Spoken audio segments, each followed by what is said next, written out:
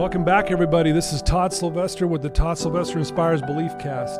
Thank you so much for joining us. I want to give a shout out to our sponsor, Veracity Networks, and my good friend Drew Peterson. Thank you for believing in me.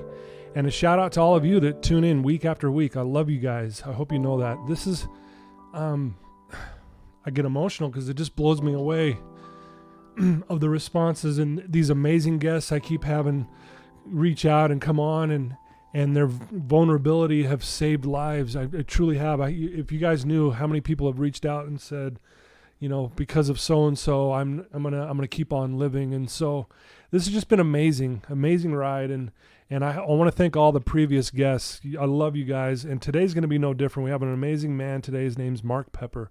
Mark, thanks for joining us. Thank you, Todd. Nice to be here. Yeah, thanks. Thank you. Thanks to your listeners. Yeah, nice. No, and I can't Appreciate wait for that. them to hear your story. So just a little bit on Mark Pepper. He's married as a father of two amazing children. He's been a licensed clinical medical health counselor for 15 years. Mental health counselor. Did I say it wrong? You said medical health, but See, I told you we would cross screw those up. boundaries. Yeah. Yeah. So mental health. Sorry, you've been clean and sober from all mind-altering substances for 18 years, which congratulations Thank you. on that. That's Thank amazing. It says here you lost your father a little while ago, and I'm sorry for your loss Thank you. there. And It's kind of an interesting part of the story. yeah, we'll talk about that. Yeah. I know that. And then you work for a nonprofit assisting justice involved folks reentering society with skills and support. Well, that's a beautiful thing. Thanks. And then you've worked in the substance use treatment industry for the past 17 years. Yep. So wow, It's been quite a journey. Quite a journey, a lot of experience. Yeah. And I can't wait for people to hear your amazing story. Well, thank you. So why don't we start with, where did you grow up, and tell us a little bit about your childhood. Okay. Well, I grew up kind of close to here, actually. I grew up in Olympus Hills. Oh yeah. Beautiful area. I'm adopted. Okay. So I was adopted by my parents, who I have an older sister and a younger sister that are both biological kids of my parents. Okay. So I'm in the middle. I'm the boy, and was raised Jewish. Okay. Grew up as a Jewish kid in Salt Lake City. How was that? Which was interesting culturally. Oh yeah. I think there's a lot of confusion about what Judaism is, even amongst us Jews. Okay. So it was interesting. I got some resentments against the Mormon Church that I've worked on and that have worked through. But I had an interesting childhood with that because I was really quite a religious kid. So you were really dedicated. Dedicated. Yeah. I went to Sunday school. I went to Hebrew school. I had a bar mitzvah. I sort of did the whole thing. It was really quite a nice time of my life. Grew up. I was kind of a little behavior problem kid. Okay. They didn't have ADD in the early 70s. It wasn't really a diagnosis, but I would have been considered that for sure. I was pretty smart back then. I've killed some brain cells, but I was a smart kid. So I'd finish my schoolwork and then I was bored and I would goof around. Just get into trouble. A little bit of trouble. Yeah. Elementary school, Okay. junior high. We moved in my 6th grade. I moved to the Avenues area. And shortly thereafter, I discovered alcohol and drugs. So like 6th, 7th grade. So pretty young. Pretty young. And Yeah. there's a story behind that may or may not be relevant. But to me, it was sort of the focus of my drinking. So my parents, as a troubled kid, I was sent to therapy. Right.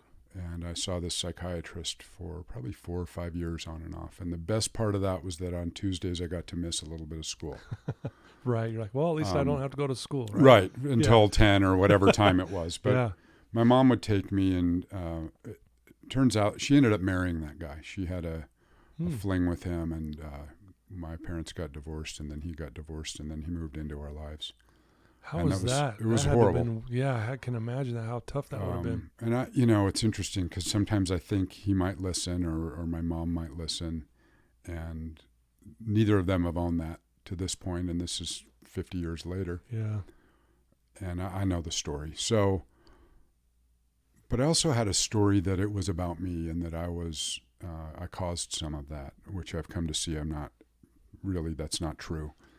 But that's what you were telling yourself back then, kind of like back then, almost until I was 40. Really? Like it's a story I had for a long time. Wow. And so part of what I've learned as an adult is like the events aren't really changing, but the story can change. Okay. Which has helped me in my recovery a lot. Great. So my mom marries him, and really shortly thereafter I start drinking. So I'm about 11 or 12, pretty young. Yeah, that's young. And I would get alcohol whenever I could. Started smoking marijuana every day. And so junior high, entering into early high school, I liked alcohol and drugs. Yeah. I liked. Did your mom and him know that you were doing all this? They caught me a couple times, Okay. and there were pretty heavy-handed consequences. And at 15, I ran away. I moved out. I actually moved to Florida for a minute. Really? And Wow. which is kind of a funny story. That's but a gutsy move. I had a buddy in Florida who had just moved Uh-huh. and was working with his brother and said, "Come on out." And I went on out. And shortly thereafter, like days after that, my dad's like, "What are you doing, dude? Right. Get back home and you can live with your grandparents while I build the rest of my house out for you." Okay. Because he had a 1-bedroom condo that the basement was unfinished. So he did that. But I never really stopped drinking and taking drugs in that period of time, and was checked out. I was athletic in high school, played sports, was a really smart kid, got really good grades, and was drunk or high pretty much every day. Wow. So that came easily to me, the education piece. Responsibility, maturity came very slow. So I sort of thought I could get by on brain power and alcohol, Yeah. and sort of did for a while. Yeah. I left. I went to college. I got accepted to some really nice prestigious schools. Got accepted to Stanford. Oh, wow. Yeah. Got a scholarship to University of Queensland in Australia.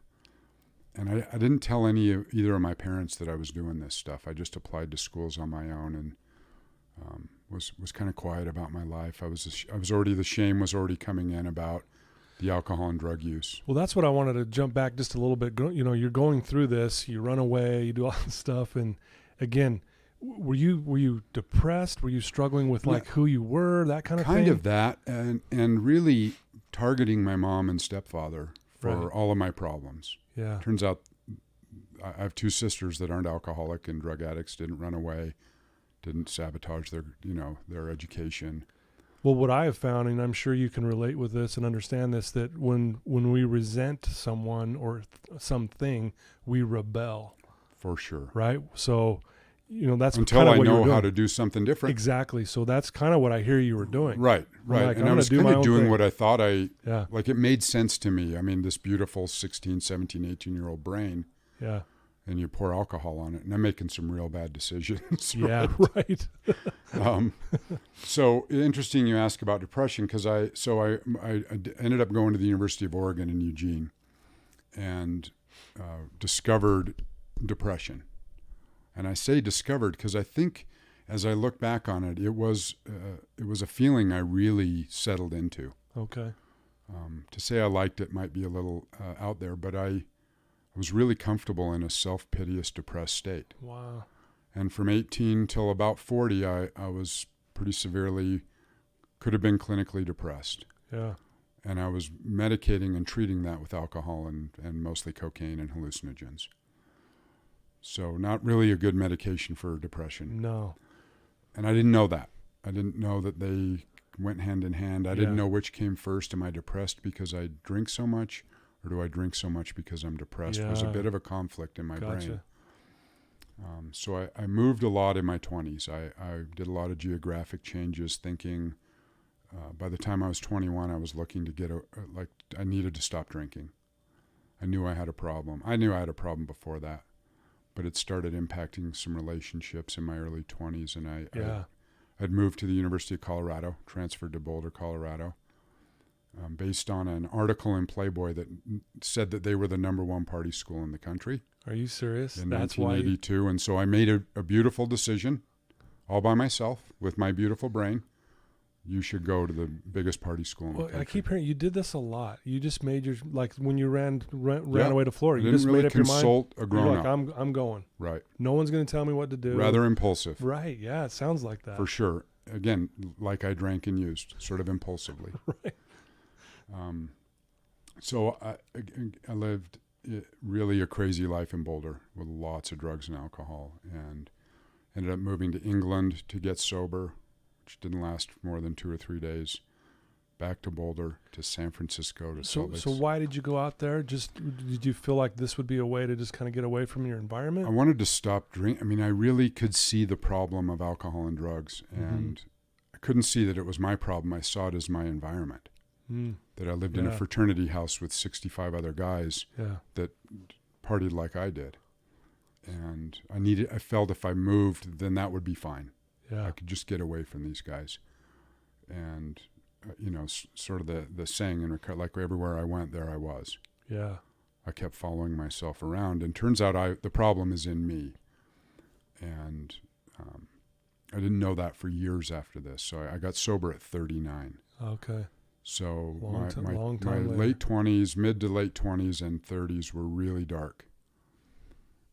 There's not a lot of important events going on, just a lot of dark alcoholism and drug addiction, and turned to homelessness and panhandling, and I've lived a pretty dark, the bottom was pretty dark. So how long after you went to Colorado, how long after that did you become homeless? Like 17 years. So there's a marriage in there. There's a really crazy life for a period of time in there with heightened drug use, if that was even possible. Yeah.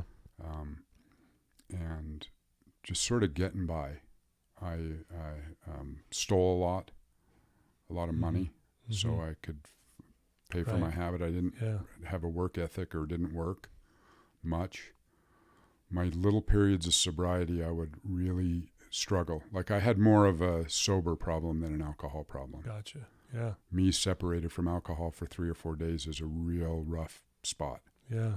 Without a solution. Right. Right. I didn't know any other way. I thought alcohol was the problem. I thought cocaine was the problem. I thought my mom was the problem. I thought you were the problem. Like, yeah, that victim stance is the killer, isn't it? It's killer, and it's I've come to see that I was willing to believe some things that aren't true, to the point where I would have taken my life.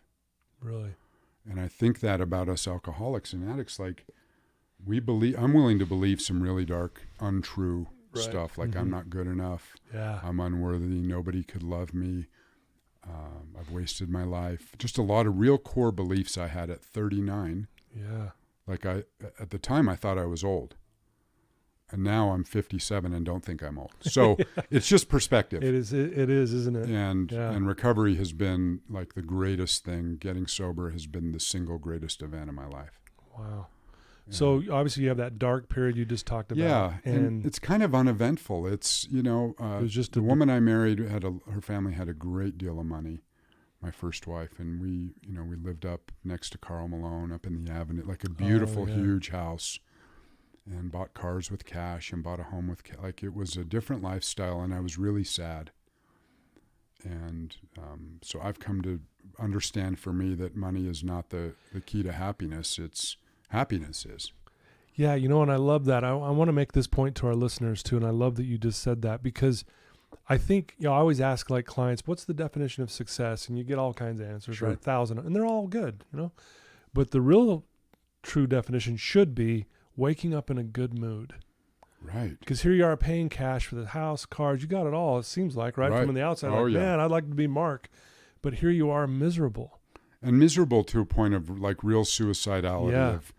Most of my days were consumed with wanting to end my life. Wow. For 12 years, 13, like a long time. And in between that time were some treatment stints, residential treatment, outpatient, psychiatric hospital stays. Wow. I got committed to a psychiatric hospital in Minnesota for 40 some days. Came out of a blackout in a hospital in Minnesota. Man. Last thing I remembered, I was in Evanston, Wyoming, and I drove to Minneapolis and was on kind of contained on a bed so I wouldn't hurt myself. Wow. So kind of some crazy stuff. Like as I tell this now, like my brain's, I don't suffer from any of this stuff now. It's amazing. And it's quite a story as it's hard to, as I sit here today, like connecting the dots from that human being to this is quite a route. Right. It's not a straight line of like, well, here you are. Looks like it's just been this nice, easy ride. Did your family know that you were going through all this, that you were going into, psychiatric wards and detox and all I think this my stuff? sisters found out I was in a psychiatric ward when I did my first podcast, Oh, really? like 4 months ago. Well, I don't. here we are again. Right. And I don't, but it's, Yeah. I can kind of laugh about that now because Yeah. it's a part of my story. Yeah. I don't think my family ever thinks that's cute or funny, Yeah. or me going to jail is never a funny thing to them. My story to me now is kind of funny about my Yeah. DUI. Not really funny, but the events in jail were kind of silly. Never to my family. Yeah. They just don't see it like, and Yeah. in recovery, we kind of laugh at our stories Yeah. because they're so heavy, and Yeah. it gives us some levity and some Absolutely. perspective as well. Like I lived through a lot of stuff that I may not have. It's hard to imagine sitting here. Yeah. Wow. Sort of the end of the drinking was not. I was homeless in '99 into 2000, right at the turn of the millennium, and I went into my last treatment center on the 20th of January of 2000. Okay. And I didn't get sober for another year and a half. Well, talk a little bit more about being homeless, because I don't want to just gloss over that. Yeah, Not that you're that's trying all right. to, No. but I think, man, I want our listeners to, what was that experience like? Because talk about, the depths of despair. Yeah. You got nothing. I had a car, so I actually did live in my car at Pioneer See, and Park. that's even almost feels even more depressing, right? Right. It's like, wow. Yeah, and I was the guy that I looked down my nose at other people Mm-hmm. that like people would be going to work or they'd be running in the morning, and I was resentful of them. Mm. And I thought they were like losers or Right. some, Yeah. I'm sitting on this high horse like at the bottom of the gutter. Wow. And Probably your way to try to make yourself feel better I somehow. guess. And Yeah. it didn't work. I didn't feel better. But I ended up, I had a little apartment, and I decided to move into this apartment right before I went homeless because my cocaine dealer lived across the street. Mm. I could just see if his truck was home, I could go get. Yeah. So I had money for drugs and alcohol still, but not for rent. So my priorities had shifted Yeah. to really, for me, understanding the seriousness of the disease of alcoholism and addiction, that my brain, I'm pretty reasonably sharp guy. Like my Yeah. brain said, your car will be fine in the months of November, December, and January in Salt Lake. It's cold. Yeah. Very cold. As long as I can still get drugs and alcohol, which was my survival was, I needed that more than I Yeah. needed housing, more than I needed food. Air just happened to come, or I probably would have opted to not breathe if I could do drugs and drink. Yeah. It tells you how deep and caught into that you were. It's Wow. amazing, and so I know as I treat alcoholics and drug addicts or befriend them or work with them, like Yeah. we've got a real serious illness. Yeah. It's not a moral discussion. It's not a, ethical discussion. Like it's a disease that grips us so hard Yeah. that, my current job working with people getting out of prison, like even the consequences of spending 9 years in prison, like I've got to use and drink. Wow. And so I'm aware of the severity of this disease, Mm-hmm. that it's out to kill me. It'll settle for me drunk, but it probably wants me dead. For sure. And I'm Yeah. so glad I didn't kill myself. Yeah. And I'm glad you didn't either, Thanks. because look at all the good you're doing now. I really believe this, Mark, and some people might not agree, but I think life happens for us, not to us. Yep. And I think addiction is your wake-up call to your greatness. And you went through all of this, and yeah, luckily you're here. Yep. But look what you get to do now, because now you get to relate with people who are in that same boat now, and you're actually helping people, showing them the way. Yeah. I mean, that to me is greatness. It feels like it, and it feels like it's sort of a natural flow for me in recovery. Like I really love being a sober guy. Yeah. And I try to be careful not to wave the flag too loudly, but I do want people to know that there's help available. Yeah. That in the depths of the darkest despair, Like I could not imagine any sort of sunlight in my life. It Yeah. was so dark for a long time. And now I don't ever really experience darkness. And my brain kind of wants to go there, but Yeah. I've got some tools now to sort of get a reality check of Right. like your perspective is so important. But I do think the feeling of hopelessness is almost a universal feeling that alcoholics and addicts have. And I'd say for a long time Yeah. we experience that. But I do, nobody's too sick to get well. Mm-hmm. Nobody's too far gone alcoholically or drug addicted to recover. Yeah. And I believe that because if I can get sober, so can that guy. Anyone can. Yeah. And there's people that have had a much harder time than me, although I do remember how hard it was. Yeah. 5 treatment centers, probably 2,000 AA meetings before I got sober. Wow. Well, I want to talk about that too, because what led to you finally going, okay, I really want to start working on this. I need to make a change, or I am going to be dead. Let's talk about that transition. You're homeless in a car, that kind of thing, and kind of take it from there. So homeless in the car, I ended up going to the Haven, which is a county-funded sort of bottom of the barrel treatment center in Salt Lake that turned out to be, I loved it. I really loved it. And at that place, I was introduced to AA. Mm-hmm. There's like 5 meetings there, and then they go to 2 or 3 others a week. So there's 6 or 7 AA meetings. Right. And I was much more actively introduced to that program. I'd known of it. I'd gone to meetings. How did you find the Haven? Was it recommended through jail? I was. This is kind of cute. So I was living in my car, and a buddy of mine that I'd had asked to sponsor me previously, I'd met him in AA, right, was working at the VOA detox. And he said, just come over and we'll talk. And he's showing me the mattresses on the floor. He's like, dude, you need to come and detox. Like, you can't stop drinking. Right. I said, I'm not living like these losers, right? Yeah, I'm better than I'm this. living over here at the park. Like, I'm in my car. It's amazing to think of that. Yeah. He's like, you want to stop drinking? I'm like, well, I've always wanted to stop. I don't think I can. Yeah. It's probably my lot in life. And the bar just kept getting lower, right? Like, wow. Yeah. I grew up in Olympus Hills and Federal Heights, and I'm living at the park. Like, I came from some resources and some opportunities for sure. And I didn't get sober at this point. So I went to the Haven. I ended up using in the Haven and staying. That I got away with it for about 30 days. Mm. Graduated 89 days in the Haven, and sometime in May, I think. Most likely to stay sober. I just knew the right things to say. I'd been in treatment enough. I've been in therapy enough. I knew how to, schmooze. Yeah. And it really never served me. Like just the manipulation and the ability to do that. For sure. I didn't know that's what I was doing because it felt like a survival skill. Like I wanted people to like me so badly. Mm. And I wanted some hope so badly. So I get out of there, I'm drinking and using, and it's just getting worse again. And I made a decision to go to a 2-year treatment program in Prescott, Arizona. And I arranged for that. I told the woman whose home I was living in I was going to move out.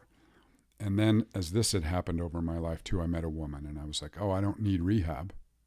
I just need to be in a relationship. I just need a better woman. So yeah. She had a little 5-year-old daughter, and so, that took off, of course. Right. And I didn't need treatment. I didn't need help. I could sneak around her, right? Yeah. The next victim. And it turns out shortly after we started dating that we got pregnant. And we started dating in like August of 2001, and she got pregnant in February or March. Okay. So I remember her telling me that she was pregnant, and we looked at each other. It's like, we don't really even like each other. Like, what are we doing here? Yeah. I'm quite a bit older than she is. She had a career. I did not. I'm lying about being sober. I'm lying about taking her kid around, and And so on October 9th, the day before I got sober, she left with her belly, with our son, 7 months pregnant, and that sweet little 6-year-old. Oh, wow.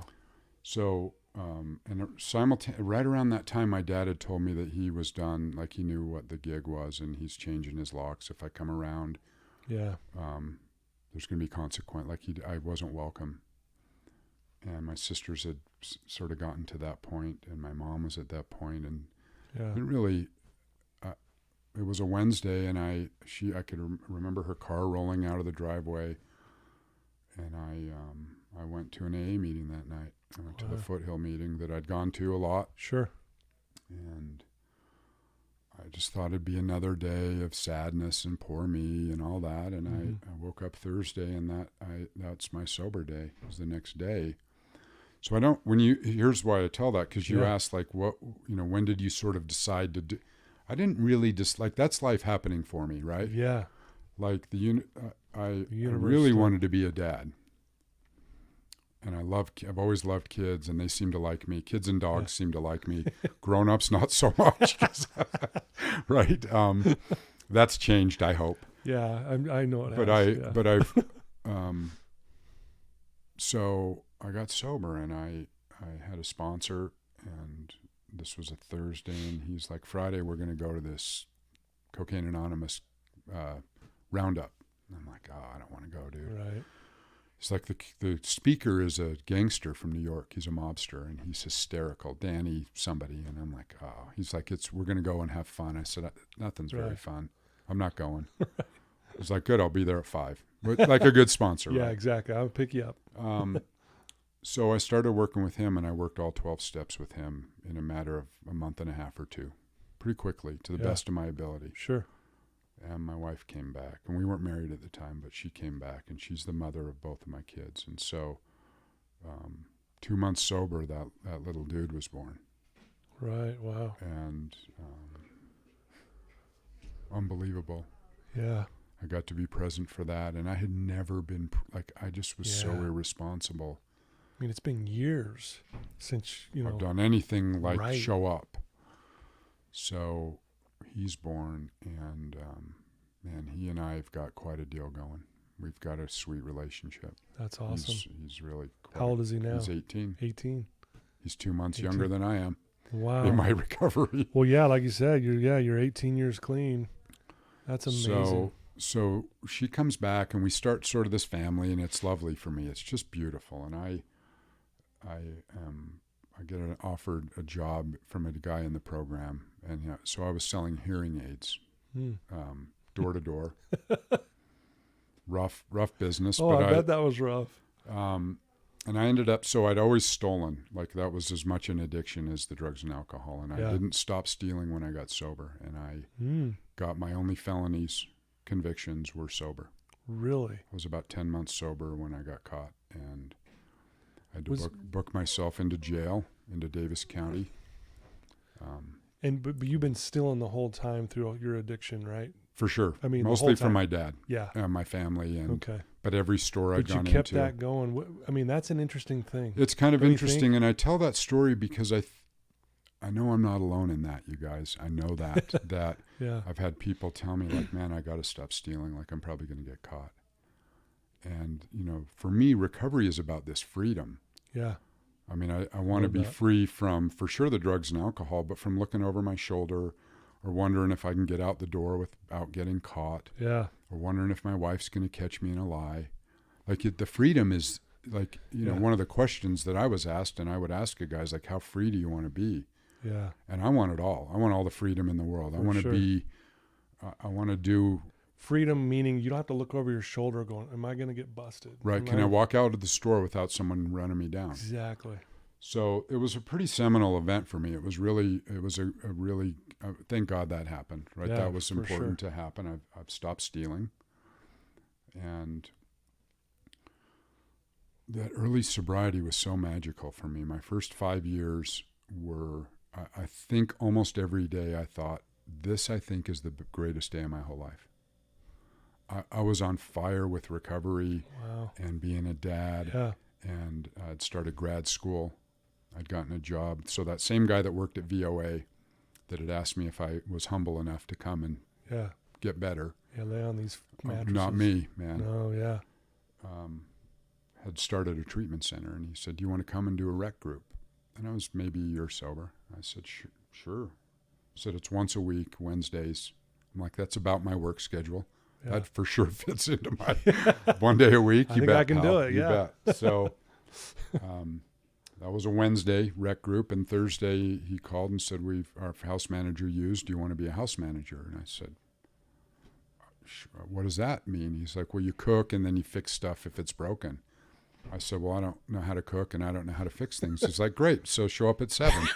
You're hired. Which is great, right? Like that's, yeah. and I love it. I worked at that treatment center for about 3.5 years and got prompted to go to grad school and Wow. get my master's degree in mental health counseling. I'd like to do medical health counseling, as you said, but Yeah. See, I knew I was right. just projecting.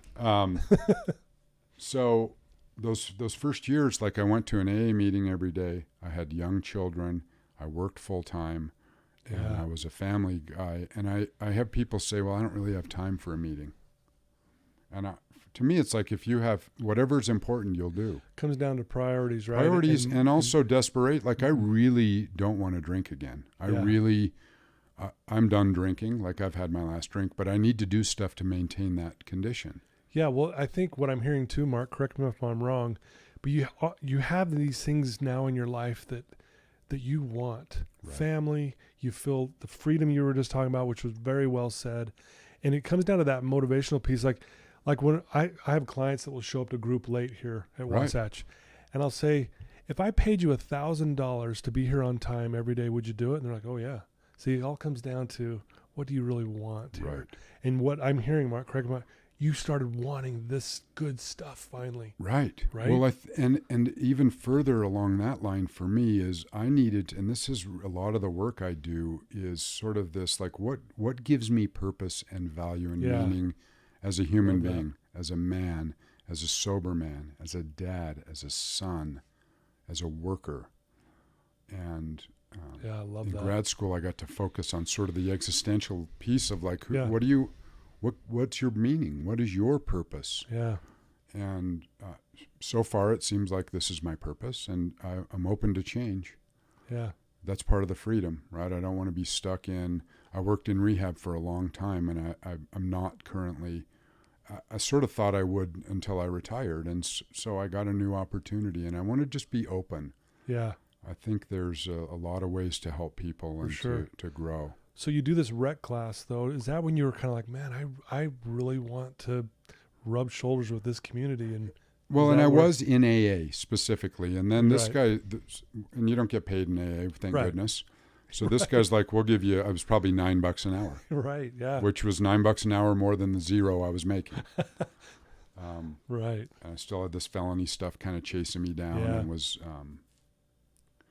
concerned about what I could do with my life with felonies. Mm-hmm.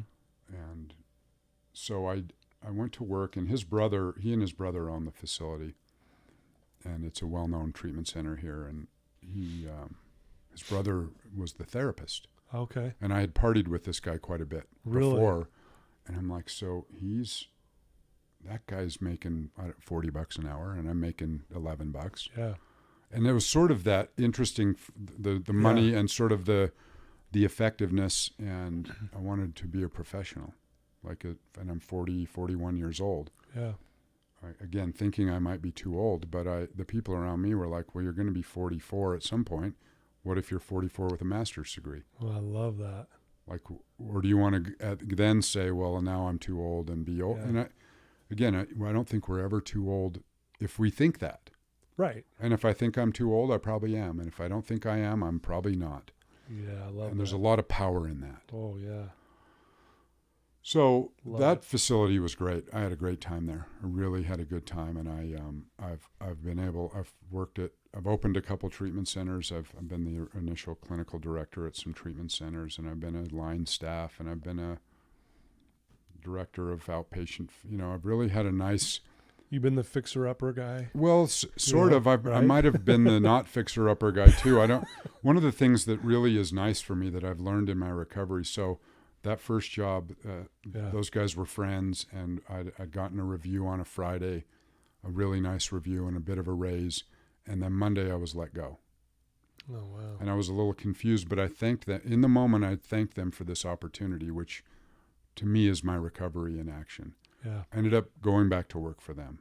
Yeah. So there's been 2 facilities where I have been fired from that rehired me.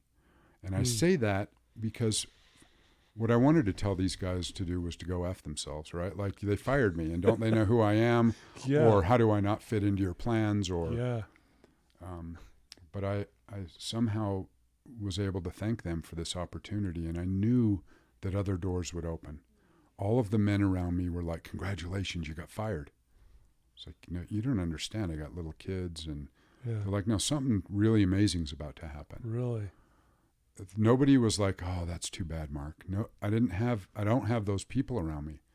They're like, when life like, this is happening for you. Yeah, I love it. You can't see that. The universe can. Yep. Just Love buckle up, dude. Something amazing, and it continues to happen. it. Yeah. So here I am on a Thursday with you, like it led to, like it's all know. of this. Isn't that crazy? So I'm, again, I want to stay Love open, and I want to stay sure. helpful, and I want to just touch a little bit on Please. some family stuff. So Yeah, please. I've got a really loving 2 sisters and my dad passed in the end of November, right before Thanksgiving, and Yeah. Sorry to hear that. and it's interesting. So the last podcast I was on, they started it with like, what's new and good? What's new and good? And I said, my dad passed away. That's what's new and good. And I didn't plan on saying that, but it has been, my recovery was probably one of the neatest things that ever happened to my dad. Wow. That he got a sober son back. And I treat a lot of men, and I'm with a lot of men in AA and in recovery. Mm-hmm. And imagine being a sober son and a sober brother and a sober dad or uncle. And I've been able to gift my family my recovery, right? And it's Right. they benefit so much from my sobriety. My ex-wives, I have 2 of them, benefit greatly from my recovery, Yeah. where both of them are happy I'm happily married, and they Yeah. are, I just have this, the recovery program is my sponsor said this beautiful thing to me at like 9 months. He said, you know what happened to you, Pepper? He goes, you came into AA and then AA came into you. Ooh. Love that. Or you came into recovery and then recovery comes into you, and it becomes a lifestyle. Yeah. And it's, which includes like telling the truth, Yeah. being helpful, Not stealing. not stealing. There's for sure a spiritual God component that, is so individual and personal. It's amazing. Yeah. Right. And I was with my dad when he took his last breath. I was like rubbing his face and kissing him and crying and thanking him. Yeah. And my sister was there and my wife was there, and it was about 1 a.m, and my kids showed up right after that. And there was some COVID restrictions on being in the room, but he had passed, so he was a pretty low COVID risk at that point. Right. Yeah. And my kids and I went in the room, and he was laying there on the bed, and he had just passed, and 3 of us just like laughed and made fun of him and cried and really celebrate. Like, he has changed all of our lives. He's just the most beautiful man. Wow. And What was his name? Sanford Pepper. Sanford Pepper. And was a big businessman in Utah. Was really well known as a businessman, and mostly was well known as a Utes fan. Like, we're big. He's like Mr. Crimson Club, Mr. Donor, Mr. Ute. And That's cool. So we carry that flag proudly. And what I've learned from him was his generosity and his kindness. I hope, and the bar is really high. He just helped so many people, including his kids and grandkids. But he was really anonymous with his generosity. He just did it because the goodness Felt of his good heart. to him. Yeah. And he was raised that way. And so I come from the, interestingly, sort of the genetic component of alcoholism is, I've learned about my biological family. Mm-hmm. My mother was an alcoholic and it took her life as a drug addict and alcoholic. And no one in my adopted family, who I call my family, None of them are drug addicts or alcoholics, just me. And there's this thing that we're robbed of in our disease, which is sort of this integrity and like integrity. Yeah. I don't know how to behave like a normal human being when I'm doing that stuff. Right, absolutely. And I barely know how when I get sober, because I've practiced that life for so long. So many So years. for me, being around other people that had drank and used like I did and then didn't anymore and were good sons, I wanted to meet dudes that were good sons, because I really wanted to be a good kid to my dad. For sure.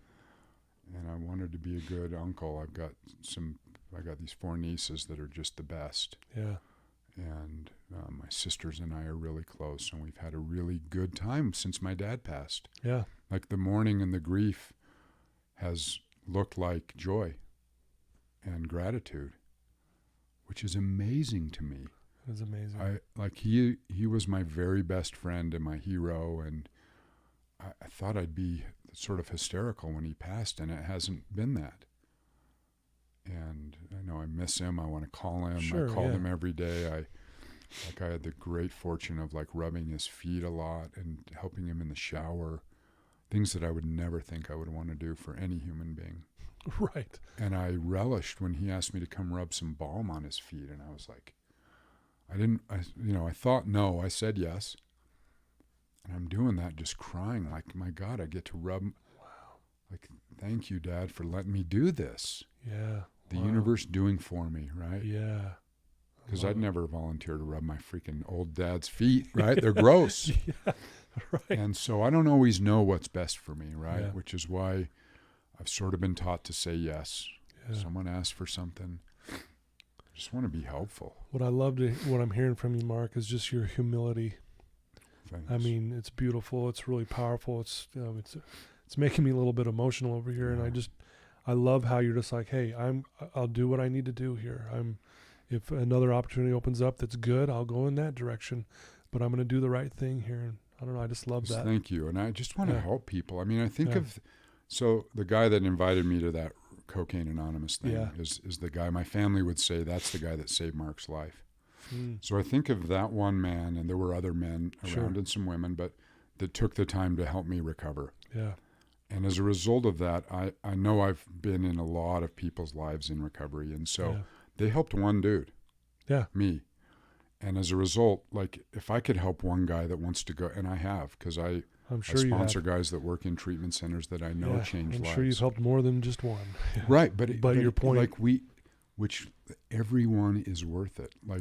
If you're listening and you're struggling, I didn't imagine I could ever touch anyone's life other than that guy. We don't ever want to see that guy again. Yeah. And, some hope, and, we all have our own path. Not everyone's going to do whatever, but everyone's worth it. Yeah. And I believe that, and my version of spirituality is nobody is more deserving of God's love than anyone else. Yeah. Even the people I don't really like or get along with, they're still children of God or of the universe. Yeah, sure. What if we just treated everybody as if I knew that you were having some struggles and that you just needed a hello or a fist bump or a good morning or something simple. Yeah. Well, it reminds me. I think we're all capable of that. For sure. And I love that you said that, because that reminds me, it's compassion. And what does this world need more now than ever? When we look at what's going on, boy, don't we just need compassion more than anything? Especially for the people that we don't agree with. Yes, that's what I'm saying. It's easy for me to love my dudes. Yeah. And politically and culturally and all this other stuff. That's who needs it the most. I know when I'm compassionate, I don't even know if they benefit. I'm certain I do. Yeah. And when you have that feeling or that connection, you don't care what political affiliation they're in. You don't care what religion. You don't care. It's you don't even care if they went to BYU soul. or like BYU. It doesn't. I mean, that's a tough one to get over. No, just kidding, BYU fans. Right. I'm sure you're listening. And there's a few. But no, I so well said, Mark. I love this, man. This is amazing. Thank you. I want to ask you, you said it briefly just a minute ago. I know there's someone listening right now who is struggling. Yeah. and they are in a dark place.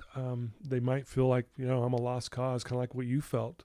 You're living in your car and you've been through all of this stuff, and you're just like, well, thinking of killing yourself. What could you tell them right now that might be able to help them maybe wake up a little bit to the point where they can maybe get out of this, darkness they're in? Yeah, and I'm really careful with that because I think, think about your family. That doesn't really help. Yeah. People love you. That doesn't really help. Right. My experience with people that are having a hard time, and it's hard to do that in this forum, but I would just want to listen. I want to offer my ear. Okay. And find somebody that will just listen, because I think one of the things that really was missing for me, I did not feel understood or heard. Yeah. And I think when somebody just kind of accepted me the way I was, really messed up, and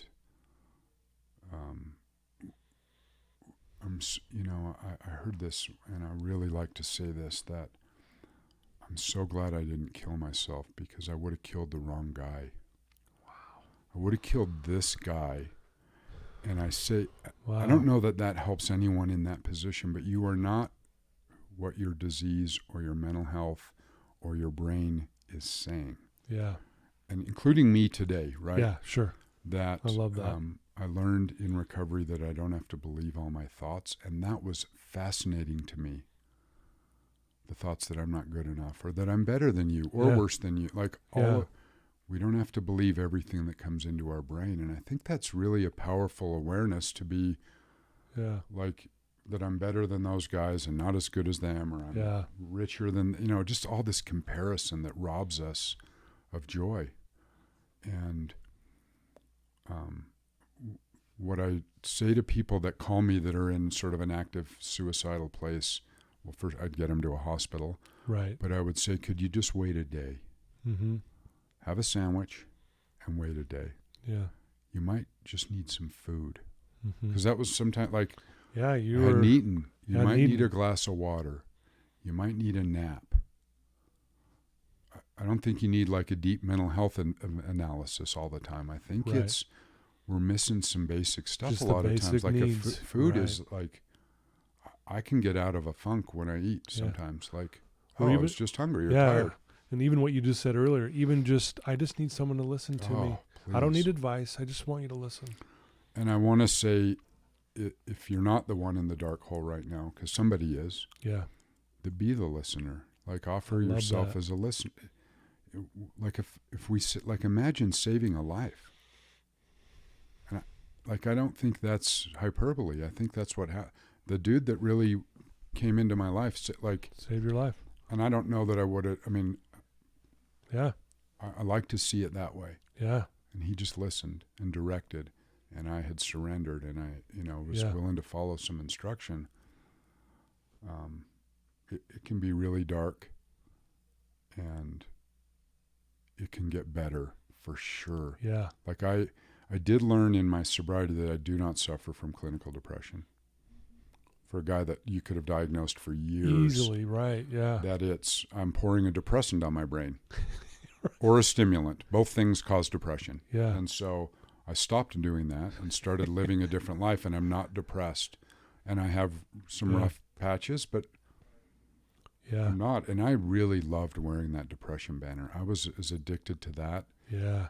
It's I think there's a power in mental health sometimes of, well, I leaned on my mental health diagnosis to excuse some behaviors, but also some sort of lack of doing something with my life. Yeah. I can't really go back to school. I'm depressed. Can't do it. Which is, I think clinically we call that bullshit. Yeah. I think that's just not true. Right. That's so perfect. It's a clinical term. No, it's a clinical term. We say that a lot here. Right. Although I believe it, right? And I want to honor that people believe that, but also to challenge some of the stuff we believe, man. Well, and it reminds me the most powerful force in the human psyche is the story we tell ourselves about ourselves. Right. And that was the story you were telling yourself, and it was comfortable. You even said, I was comfortable. I was familiar territory. Yeah. Wow, that's so well said, Mark. Thank you for sharing that. I think so many people can relate with what you just said. Well, and I do have the power to not change the events, but change the story. Like my Yeah. mom and that guy were not responsible for my alcoholism and poor choices. And none of the events that happened in that part of my life changed. My story of it changed. Yeah. Which is something I've learned that I get to say. My son said something to me a couple years ago. I was like in bed reading at 8:00 at night, which is what I do. He's like, Dad, I just think you think your life is so much better than it really is. And I think it was a great compliment. I don't think he meant it like that. Right. He was like 15. I was like, dude, you go to bed early, you wake up early, and like you pray and meditate. Like, what do you do? Like, you think that's the best? You I'm think like, that's good? For sure I do. So it's just perception. Awesome.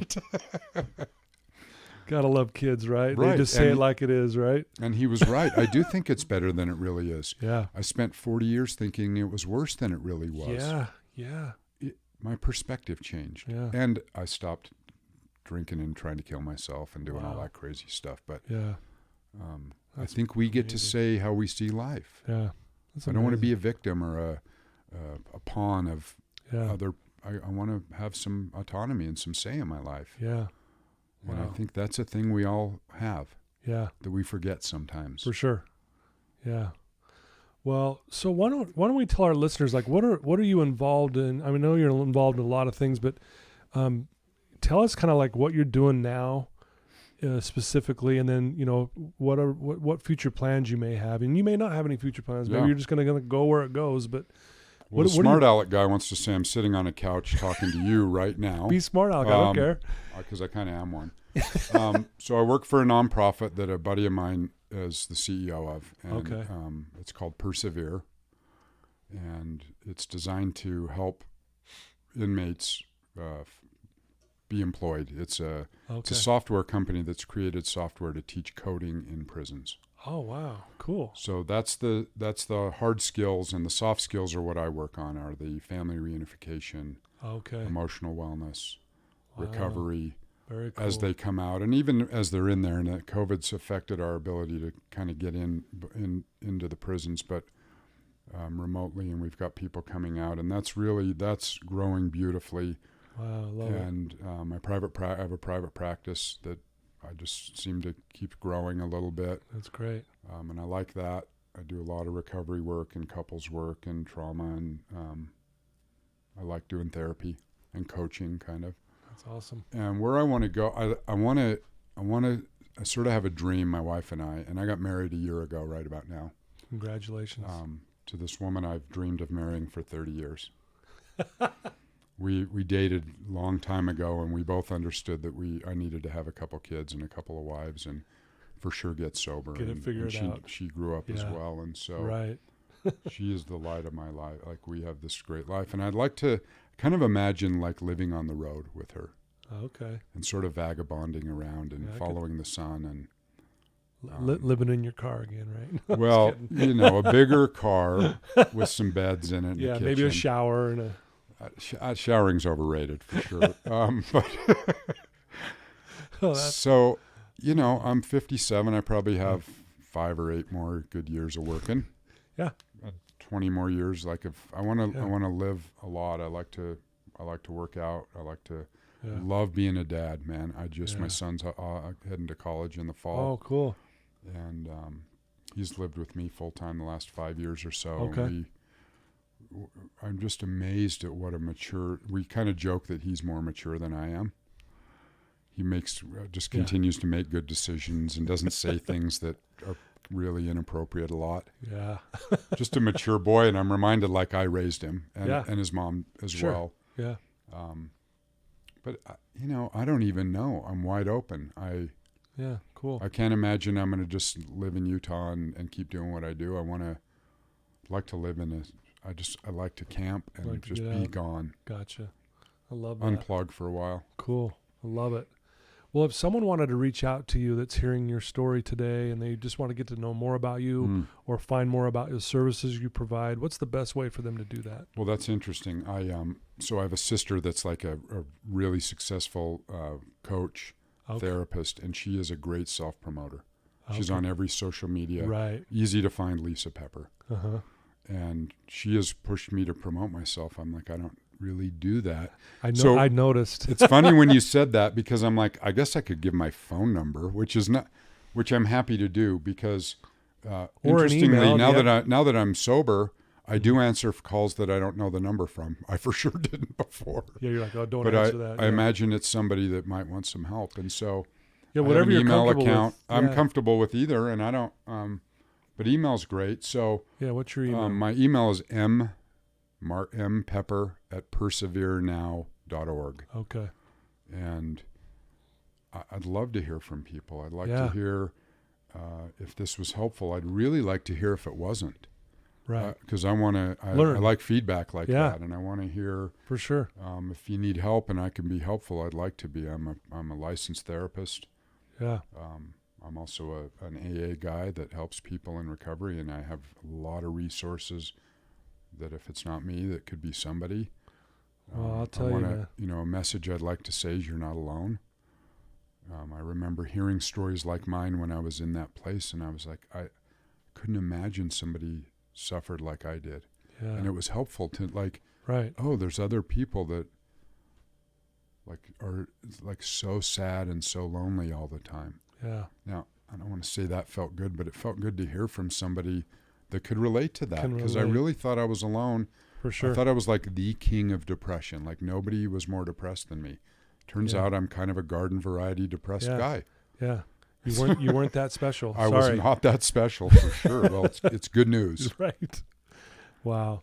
Well, people would be very lucky and blessed to have you helping them, honestly. And Thank you, Todd. I love the way you live your life. The story's been very heart warming and touching to me today. And I Thanks, know our brother. listeners probably feel the exact same way. And thanks for being vulnerable and sharing some of these dark times with us, but also how things got turned around and all the great stuff you're doing today. It's pretty amazing. Right on, Todd. Thank you very much. It's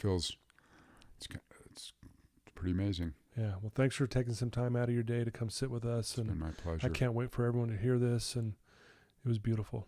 Thanks a lot, Todd. You And betcha. thanks to your listeners. I really appreciate the time. Awesome.